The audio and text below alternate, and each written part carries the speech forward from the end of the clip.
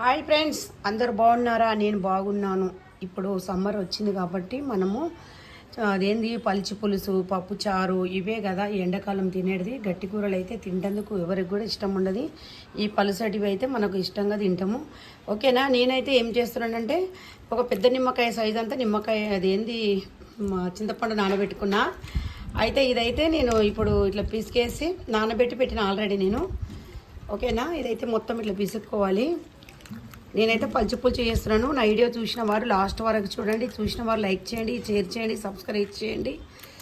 ఓకేనా ఫ్రెండ్స్? ఇప్పుడైతే ఇదైతే మెత్తగా పిసికేసుకుందాం. చింతపండు అయితే మొత్తం పిసుకున్నా. ఇలా అయితే నేను ఇప్పుడు వేరే బాండీలు అయితే వేసేస్తున్నా. ఇట్లా ఉడగట్టుకోవాలి చింతపండు. చికెన్ వాటర్ వేసేసుకున్నాం.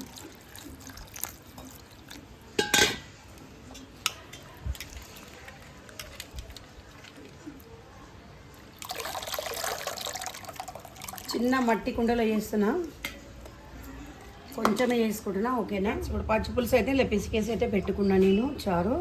ఇందులో ఏమేమి వేసుకోవాలంటే నేను దొడ్డుప్పు వేస్తున్నా, కల్లుప్పు, ఒక చెంచంతా కారం వేస్తున్నా.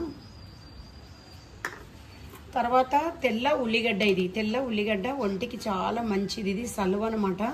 ఈ తెల్ల ఉల్లిగడ్డ ఎక్కడో తక్కువ దొరుకుతుంది. ఇది నాకు మొన్న మార్కెట్లో దొరికితే ఒక 3 ఉల్లిగడ్డలు పక్కన వాళ్ళ దగ్గర తీసుకొచ్చి పెట్టుకున్నాను నేను. పలుచు పులుసు చేసుకుంటే బాగుంటుందని. ఇట్లా ఇవన్నీ వేసేసుకొని ఇట్లా కలిపేసుకోవాలి.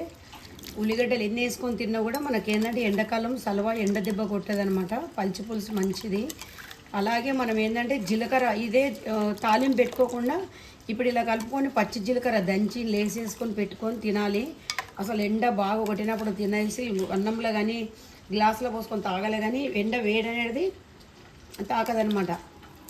ఓకేనా? ఇప్పుడైతే ఇది కలిపి పెట్టుకున్నాం కదా. మనమైతే కుండలో ఇప్పుడు పోపు పెడుతున్నాను నేను. అయితే నేను చిన్నది మట్టి కుండ అయితే పొయ్యి మీద పెట్టుకొని అందులో ఒక పావు నూనె వేసుకున్నా. అలా అయితే మనం ఈ 2 స్పూన్ అంతా చిన్న చెంచంతా జీలకర్ర ఆవాలు వేస్తున్నా నేను.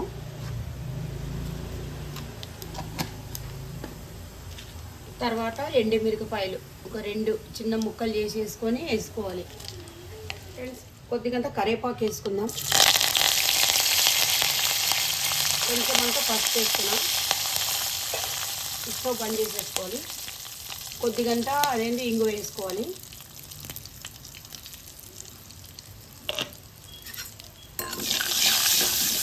ఇంతే పోపు.